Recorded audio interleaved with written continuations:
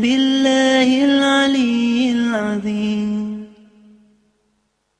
Glory be to Allah, all praise to Allah. There is no God but Allah. Allah is great. All power and might belong to Alhamdulillah. Wassalatu wassalam ala Rasulillah wa ala ali wa sahbihi ajmain. Amma ba'd. A'udhu billahi minash shaitanir rajim. Bismillahir rahmanir rahim. Wa'atasimu bihablillahi jami'an wa la tafarraqu. Rabbi shrah li sadri wa yassir li amri wahlul 'uqdatam min lisani yafqahu qawli. My respected elders and my dear brothers and sisters, I welcome all of you with the Islamic greetings. Assalamu alaikum wa rahmatullahi wa barakatuh. May peace, mercy and blessings of Allah subhanahu wa ta'ala, of Almighty God, be on all of you. Can you increase the effect a little bit? And the bass make it a bit low. And the highs increase a little bit more. And the bass effect a little bit more. The topic of this evening's talk is unity in the Muslim Ummah. Little less. The topic is unity in the Muslim Ummah. This is an important, a unique and a very sensitive talk. Important because none of the Muslims will disagree that there is no unity in the Muslim Ummah. So it's a very important topic. It is a unique topic because, as most of you may be aware, that most of my talks are targeted towards da'wah, targeted towards the non-Muslims as well as the Muslims together. And I usually give two types of talks. One type which is related to comparative religion. For example, similarities between Hinduism and Islam, similarities between Islam and Christianity, Muhammad sallallahu alaihi wasallam in the Hindu scriptures, Muhammad sallallahu alaihi wasallam in the world, various world scriptures. Is Jesus God?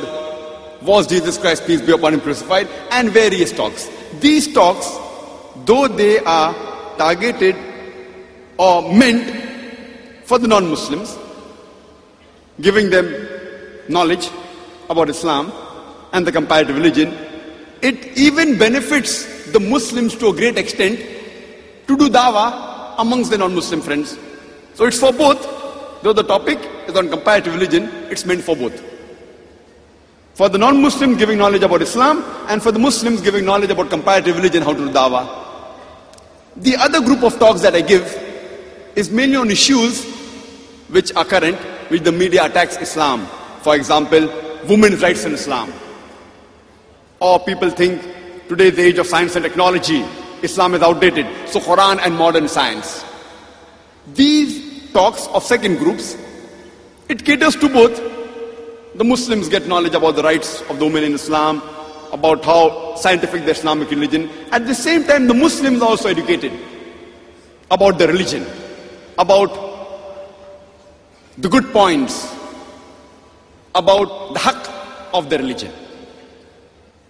There are very few talks which I have given, hardly any, which especially cater only to the Muslims. For example, Al-Quran, should it be read with understanding? Because some of the Muslims say that Quran should not be read with understanding, so I gave that talk. Or dawah or destruction. These talks are exclusively for the Muslims, even though the non-Muslim will benefit, but it is more targeted towards the Muslims. So today's talk, I say, is unique because it's mainly meant for the Muslims. The non-Muslim may also benefit, but mainly meant for the Muslims. Unity in the Muslim Ummah. And I say my talk is going to be sensitive. Unlike my other talks meant for the Muslims, only a small group of Muslims believe that Quran should not be read with understanding. The majority believes it should be read with understanding. Some group of Muslims say dawah should not be done. Majority believe it should be done. But this topic, unity in the Muslim Ummah, is sensitive. It involves each and every one of us. Each and every type of Muslim. Therefore I say it's sensitive. And I request all of you that please pay careful attention to the matter of my talk. Inshallah, it will be enlightening. At the same time, it will show you the true picture of Islam. Inshallah. Therefore, please pay careful attention to my talk. This talk of mine, unity in the Muslim Ummah, I may not be able to cover all the aspects, all the solution. I'll try and cover the major ones. Number one reason for disunity in the Muslim Ummah is because of the various sects that we have, as well as the various schools of thoughts amongst the Muslim Ummah.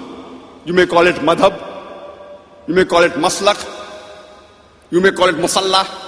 So the main reason, number one, the major reason is because of the various sects that are there in the Muslim Ummah and the various schools of thoughts, the madhabs or the maslaks or the musallas we call it.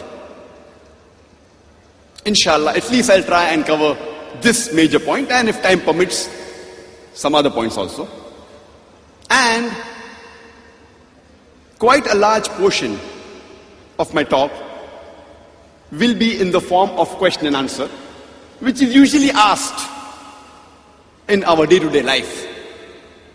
So that whatever questions I pose, each individual can ask that same question to himself and give the reply to himself. So that you may come to know where does each individual stand.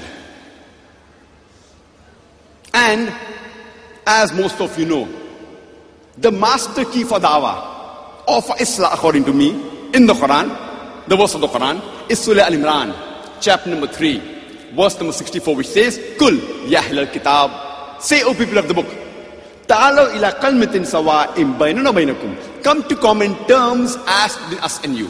Which is the first term? Allah na'budu illallah, that we worship none but Allah. Wala nushrika bihi shay'an, that we associate no partners with Him. Wala yattakhiza ba'duna ba'dan arbaban min dunillah, that we erect not among ourselves lords and patrons other than Allah. But if they turn back, fakulu shadu, say ye bear witness, bianna muslimun, that we are Muslims bowing our will to Allah subhanahu wa ta'ala. I have mentioned in several of my talks that this verse of the Quran, which says, come to common terms as between us and you, though it mentions Ahle Kitab, specifically referring to the Jews and Christian, it can refer to any type of non-Muslim, whether it be Hindu or a Buddhist or a Jain. Come to common terms as between us and you. And if we take it a step further, according to me, it can even apply to the Muslim Ummah. That when we have differences in the Muslim Ummah, the best thing to do is ta'alaw ila kalmatin sawa'im baynana baynakum, come to common terms as between us and you. So this part of the verse, according to me, can also be used for the Muslim Ummah, and it is the best way for doing Islah, for correcting the Muslim, for getting them to the straight path. Normally, when you ask any Muslim, which is